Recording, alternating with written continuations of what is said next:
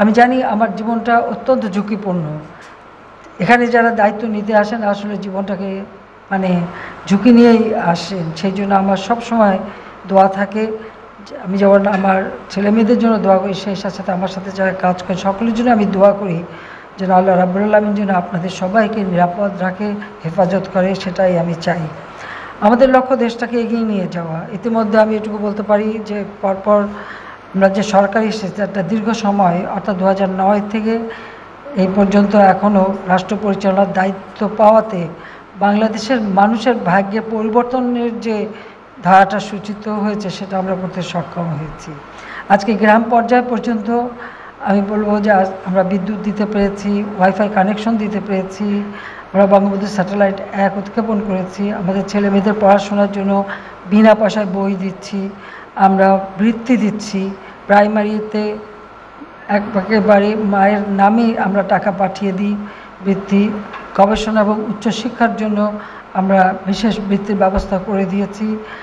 পাশাপাশি আর্থসামাজিকভাবে দেশটাকে আরও উন্নত করতে সক্ষম হয়েছে। আজকে বাংলাদেশ এখন যেমন স্বাধীনতা যুদ্ধের সময় যারা বলেছিল, যে সমস্ত বড় দেশ বলেছিল যে বাংলাদেশ স্বাধীন হয়ে কী হবে, ওটা একটা বাস্কেট কেস হবে, এখন অন্তত সেটা তারা বলতে পারে না, এবং তাদের বলতে হয় যে বাংলাদেশ এখন একটা উন্নয়নের রোল মডেল।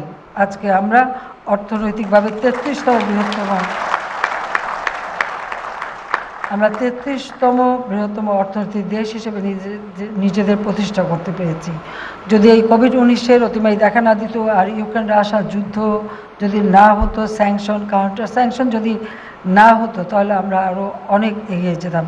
আর এখন তো আপনারা জানেন অবস্থান আরও খারাপ। আজকে গাজায় যেভাবে প্যালেস্টাইনিদের উপর ইসরায়েল যেভাবে গণহত্যা চালিয়েছে, আমি এই বিষয়টা আন্তর্জাতিকভাবে যখন যেখানে গেছি আমি এর প্রতিবাদ করেছি এবং এখনও করে যাচ্ছি, কারণ আমি সবসময় আমরা প্যালেস্টাইনিদের পক্ষে আছি। কারণ এইভাবে গণহত্যা, শিশু নারীদের উপরে অত্যাচার আর যে মানবতার কষ্ট তারা করে যাচ্ছে, এটা সত্যি সহ্য করা যায় না। কাজে আমরা সবসময় মানে অন্যায়ের প্রতিবাদ করি, ন্যায়ের সঙ্গে থাকি। আর আমাদের দেশের মানুষের কর্মসংস্থান সৃষ্টির জন্য আমরা ব্যাপকভাবে কাজ করে যাচ্ছি। গ্রাম পর্যায় পর্যন্ত আমাদের উন্নয়নের কাজ চলছে। আজকে আমাদের বেকারত্বের হার কমে 3.2 ভাগে দাঁড়িয়েছে, সেখানেও বহুমুখী কর্মসংস্থানের ব্যবস্থা আছে। আমরা দারিদ্র্যের হার যা 41.5 ভাগ ছিল সেই 2006, সেটা আমরা 18.7 ভাগে নামিয়ে এনেছি। এই ইউক্রেন যুদ্ধ, স্যাংশন এসব যদি না হতো আর সারা বিশ্বব্যাপী মুদ্রাস্ফীতি না হতো, আমাদের লক্ষ্য ছিল যে এই সময়ের মধ্যে অন্ততভাবে আরও 2% কমাবো। কারণ যে বড় দেশ বলেছিল আমরা বাস্কেট কেস পাবো, সেখানে দারিদ্র্যের হার হলো 17%। তা আমি বলছিলাম যে 1% হলেও আমি কমাবো, যেন বলতে পারি যে বাস্কেট কেস না, দেখেন তো আপনাদের থেকে ভালো আছি। তবে এখন আমরা 18.7-এ আছি। ইনশাল্লাহ আমরা আমাদের সবাইকে একটু কৃচ্ছ্রতা সাধন করতে হবে, এটা আমি অনুরোধ করব সব ক্ষেত্রেই। এবং কৃচ্ছ্রতা সাধন করে আমরা যদি এগিয়ে যাই আমাদের উৎপাদন বৃদ্ধি করে, তাহলে আমরা অবশ্যই আমাদের অভিষ্ট লক্ষ্যে পৌঁছাতে পারব। হতদরিদ্র যারা একেবারে, সেটা প্রায় 25%-এর উপরে ছিল, 25.5 ভাগের মতো ছিল। আজকে তা দাঁড়িয়ে 5-এ আমরা নামিয়ে এনেছি, 5.6 ভাগে আমরা নামিয়ে এনেছি। আপনারা জানেন যে আমি বিনা পয়সায় ঘর করে দিচ্ছি। প্রথম যে আশ্রয়ণ প্রকল্পে বিনামূল্যে ঘর দিতে শুরু করলাম, সেটা সেন্ট মার্টিন দ্বীপে আমাদের নৌবাহিনী সেটা তৈরি করে দিয়েছিল প্রথম। আর এরপর সারা বাংলাদেশে আমি যে আশ্রয়ণের ব্যারাক হাউস করি, আমাদের সেনাবাহিনী অত্যন্ত আন্তরিকতার সাথে সেই ঘরগুলি তৈরি করে দিয়ে আমাদের সেই ভূমিহীন গৃহহীন মানুষের আশ্রয়ের ব্যবস্থা করেছিলেন। আপনাদের সবাইকে ধন্যবাদ জানাই।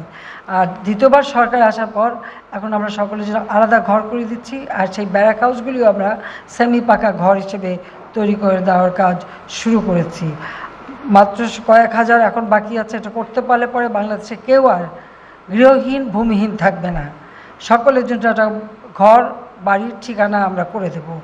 পাশাপাশি এর পরবর্তীতে আর একটা আছে যে অনেকেরই হয়তো ভিটা মাটি আছে কিন্তু ঘর করবার মতো বা সেরকম সামর্থ্য নাই, তাদেরকে আমরা সহযোগিতা করে যাচ্ছি।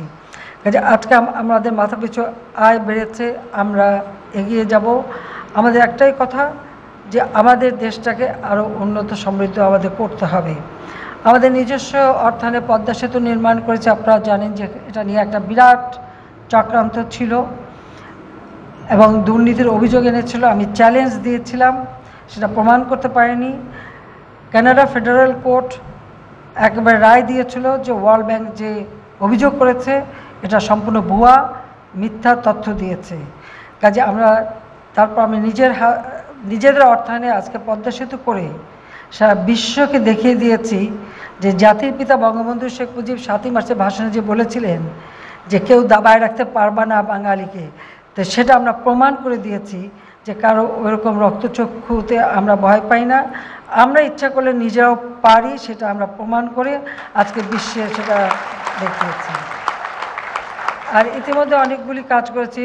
কর্ণফুলী টানেল নদীর নিচ দিয়ে, এখন নদীর নিচ দিয়ে গাড়ি চলে, আমাদের মেট্রো রেল থেকে শুরু করে আমরা এক্সপ্রেসওয়ে, এবং এটা শুধু রাজধানীতে সীমাবদ্ধ থাকবে না, সমগ্র বাংলাদেশটাই যাতে উন্নত হয় সেইভাবে আমরা রাস্তাঘাট, পুল, ব্রিজ, রেল, নৌপথ, বিমান সব ক্ষেত্রেই আমাদের উন্নয়নের ছোঁয়া রয়েছে। কাজেই আমরা এই কাজটা করে যাচ্ছি। আমাদের লক্ষ্য যে আমরা রক্ত দিয়ে স্বাধীনতা এনেছি।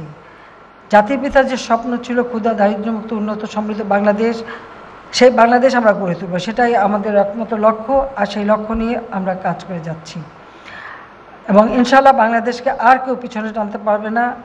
আমরা অপ্রতিরোধ্য গতিতে বাংলাদেশের অগ্রযাত্রা অব্যাহত রাখতে সক্ষম হব সকলের সহযোগিতায়।